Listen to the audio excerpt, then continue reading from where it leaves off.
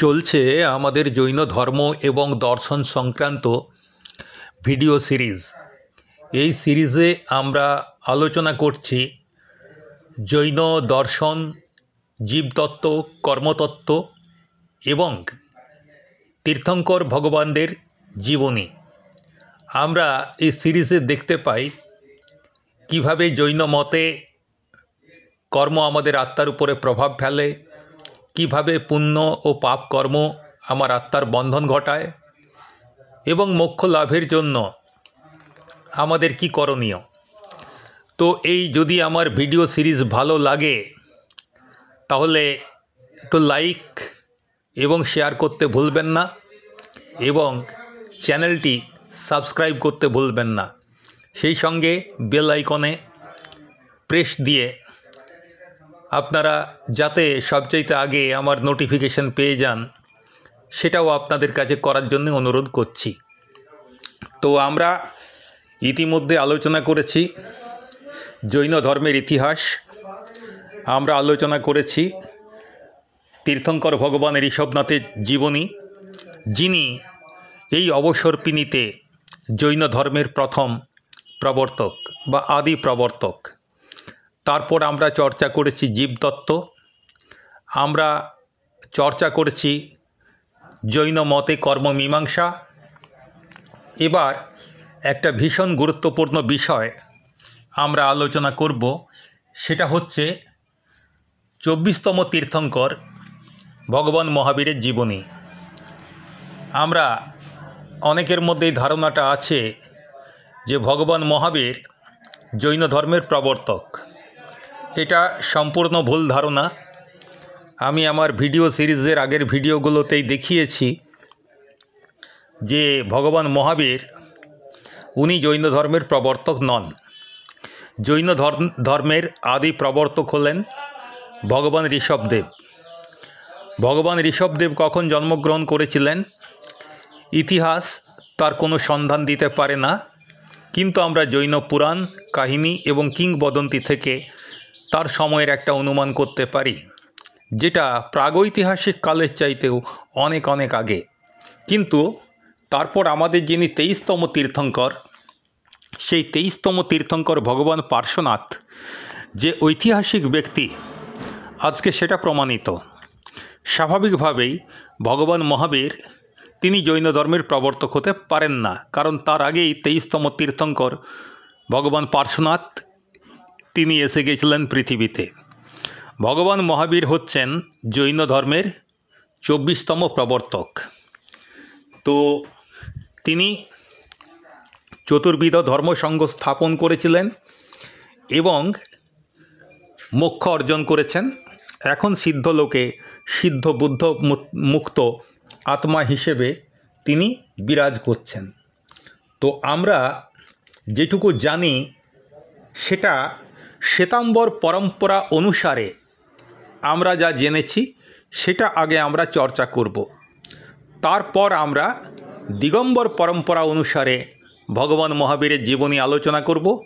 তাহলে আপনাদের কাছে স্পষ্ট হয়ে যাবে যে ভগবান মহাবীরের জীবনী সম্বন্ধে শ্বেতাম্বর এবং দিগম্বর পরম্পরায় কোথায় কোথায় পার্থক্য রয়েছে।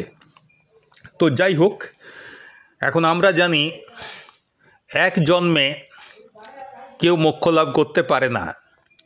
আর আমরা এটাও জেনেছি যে যে কোনো গতি থেকে মনুষ্য গতিতে এলে কেবল জ্ঞান অর্জন করা হয়তো সম্ভব, কিন্তু তীর্থঙ্কর হওয়া সম্ভব নয়। তীর্থঙ্কর হতে গেলে সেই জীবকে আসতে হবে স্বর্গলোক থেকে অথবা নরক থেকে।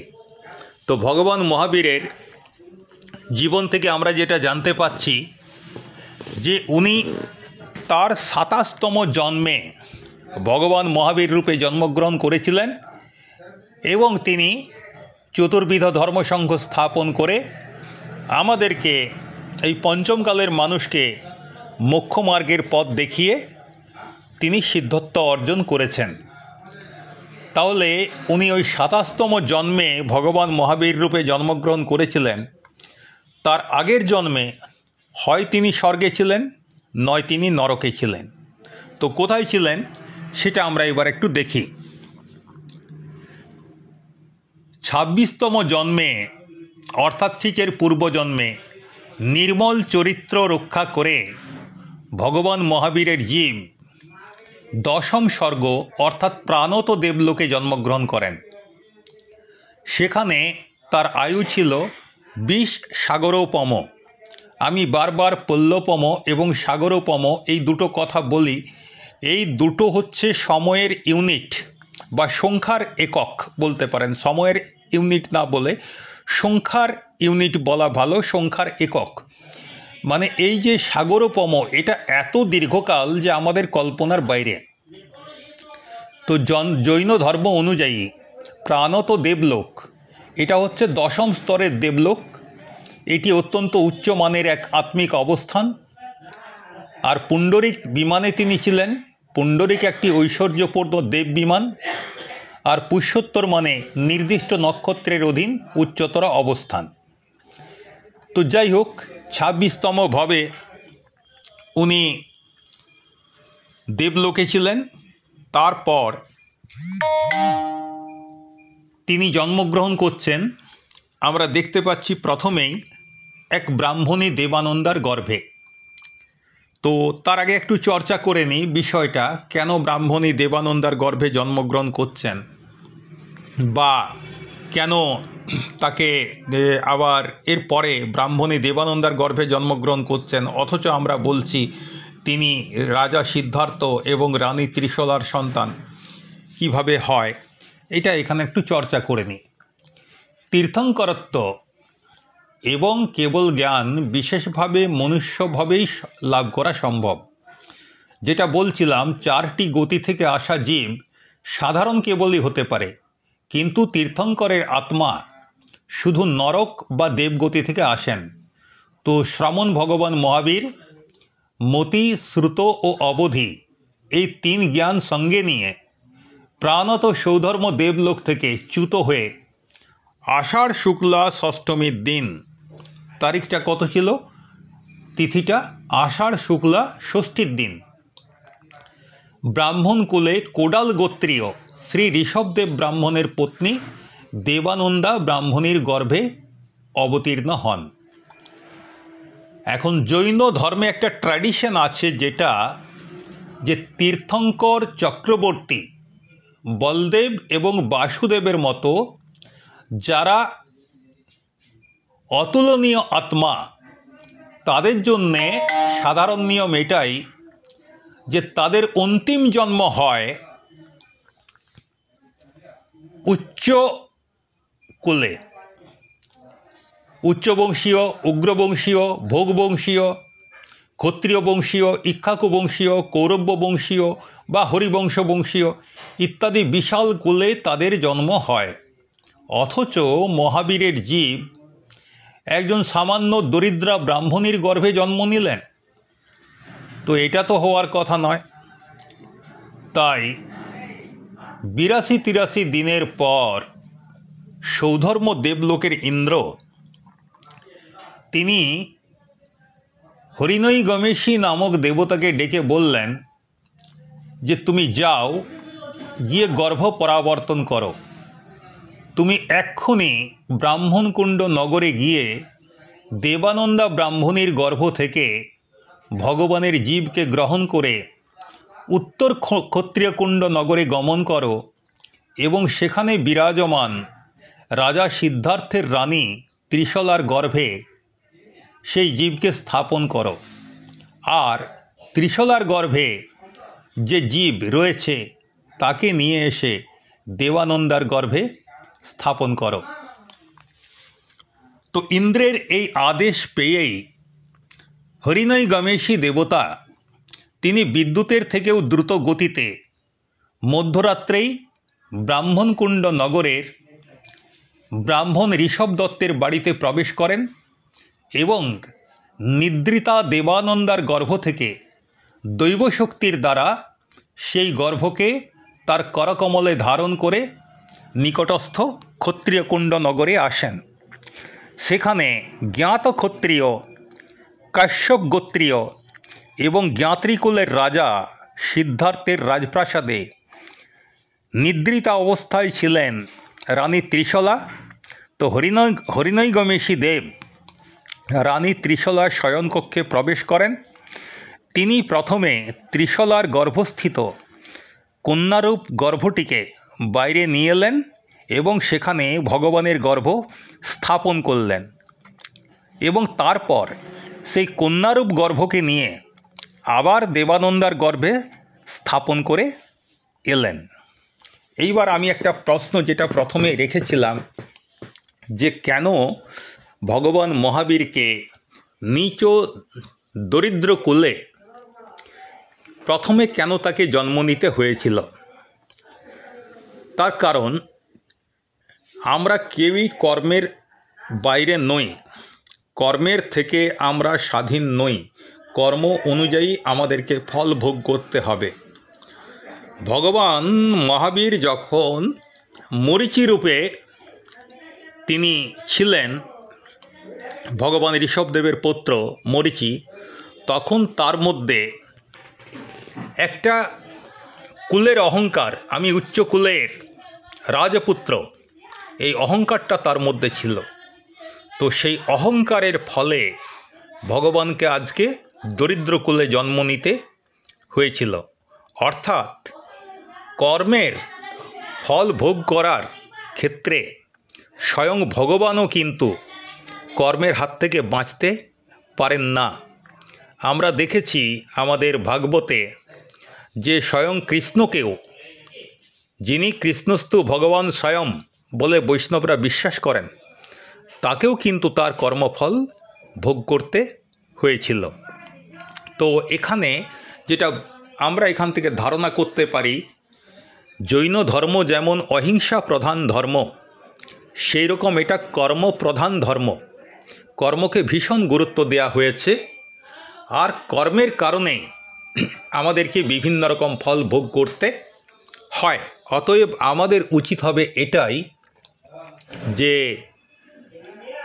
আমরা যে কর্ম করব, আমাদের চিন্তা চেতনা এটাই থাকবে যে সেই কর্ম আমাদেরকে যেন ভালো ফল দেয়, এটা আমাদেরকে চিন্তাভাবনা করে কাজ করা উচিত। তো যাই হোক, এখন ত্রিশলার গর্ভে তো দিয়ে আসা হলো।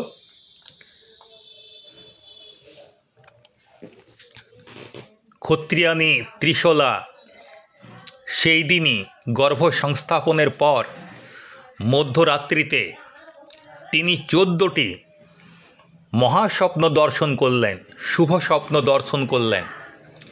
প্রথম স্বপ্নে তিনি দেখেছেন সিংহকে, দ্বিতীয় স্বপ্নে তিনি দেখলেন হাতি, তৃতীয় স্বপ্নে তিনি দেখলেন বৃষ, চতুর্থ স্বপ্নে তিনি দেখলেন লক্ষ্মী দেবী, পঞ্চম স্বপ্নে তিনি দেখলেন জোড়া পুষ্পমালা, ষষ্ঠ স্বপ্নে চন্দ্র, সপ্তম স্বপ্নে সূর্য, অষ্টম স্বপ্নে পতাকা, নবম স্বপ্নে পূর্ণ কলস, দশম স্বপ্নে তিনি দেখলেন পদ্ম সরোবর, একাদশ স্বপ্নে ক্ষীরসাগর, দ্বাদশ স্বপ্নে দেব বিমান, ত্রয়োদশ স্বপ্নে রত্নরাশি এবং চতুর্দশ স্বপ্নে তিনি দেখলেন নির্ধূম অগ্নি।